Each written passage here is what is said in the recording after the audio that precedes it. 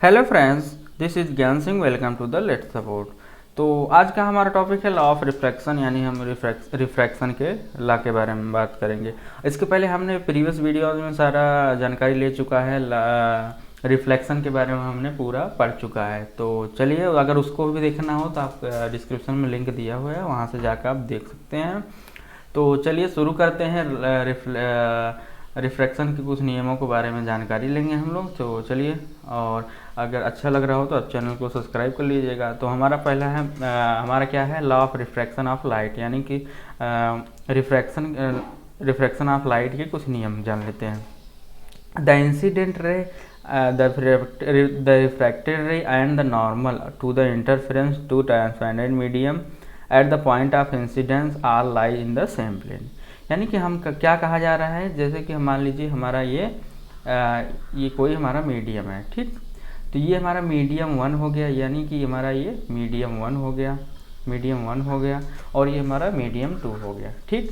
मान लीजिए हमने कोई लाइट रेज ये पास करवाई, ठीक।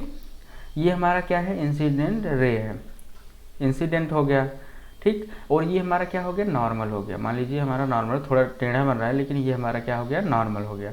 फिर हमें ये पता है कि जो हमारा इंसिडेंट रे होती है, जब वन मीडियम से दूसरे यानी कि रेयरर से डेंसर में जाती है, तो वो टूवर्ड्स नॉर्मल यानी नॉर्मल की साइड झुक जाती है। ये थोड़ा ज़्यादा ही झुक गया, लेकिन झुक जाती है जितने एंगल से, ठीक, उतने एंगल से ये झुक जाती है, ठीक। तो इसी प्रकार से देखिए, इसमें क्या कहा जाए, रिफ्रैक्टेड रे, यानी रिफ्रैक्टेड ये हो गया, और ये हमारा रिफ्रैक्टेड हो गया, और नॉर्मल और इंसिडेंट रे और ट्रू ट्रांसपेरेंट मीडियम, ये कहाँ लाई कर रहे हैं, एक प्लेन में ही लाई कर रहे हैं। यही हमारा पहला वो नियम हो गया, ठीक।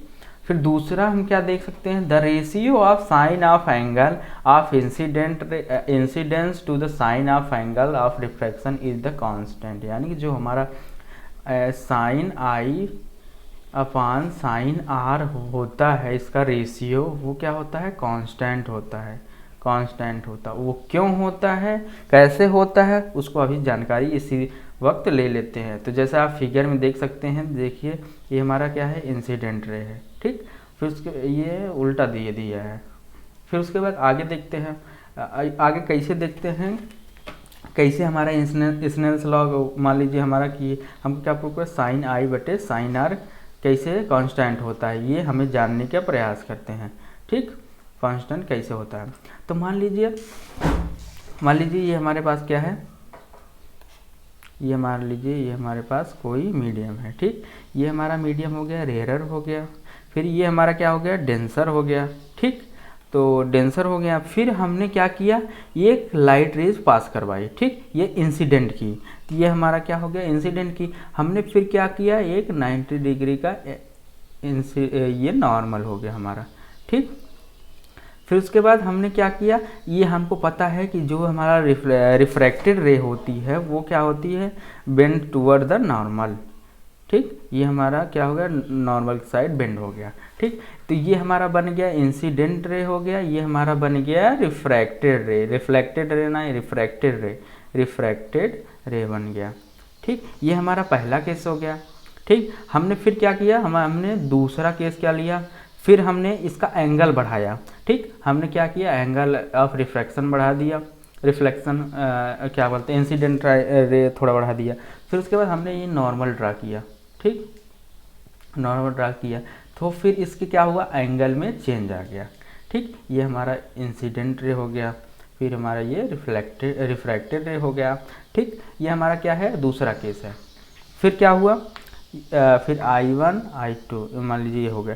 फिर उसके बाद हमने तीसरा केस लिया, फिर से हमने एंगल को चेंज किया। फिर एंगल को चेंज करने के बाद फिर क्या हुआ, फिर उसी प्रकार से हुआ।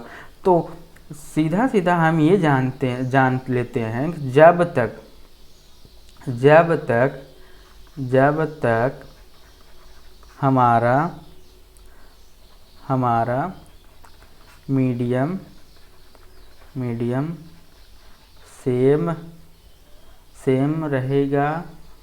रहेगा, चेंज नहीं होगा,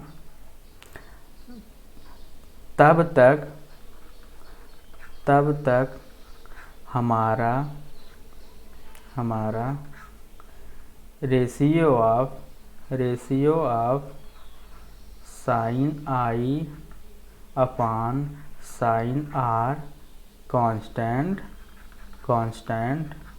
होगा। ठीक, हमने हिंदी वाली अंग्रेजी लिखी है, तो आशा करते हैं आपको समझ में आया होगा। अगर समझ में आया है चैनल को सब्सक्राइब कर लीजिएगा। ठीक, तो हमने यही बताने का प्रयास किया है कि जब तक हमारा कोई मीडियम चेंज नहीं होगा, जो हमारा साइन आई बटे साइन आर रेशियो है वो हर समय क्या होगा, कांस्टेंट होगा। तो इसी जो हमारा यही फॉर्मूला, यही हमारा क्या कहा जाता है, स्नेल्स लॉ कहा जाता है। ठीक, यही हमको क्या कहा जाता है, स्नेल्स लॉ कहा जाता है। इसी को हम क्या कहते हैं, स्नेल्स लॉ कहते हैं, जब रेयरर से डेंसर मीडियम में जाती है। ठीक, तो आशा करते हैं आपको समझ में आया होगा। अगर पिछले वीडियोस को नहीं देखा आप तो वहाँ जाके देख सकते हैं। For the given colour of pair of medium this law is known as Snell's law. इसी लॉ को हम क्या कहते हैं, स्नेल्स लॉ, जो क्या दिया गया था, साइन आई बटे sine r equals to constant. ठीक, कांस्टेंट जो हमने क्या मान लिया था, n मान लिया था।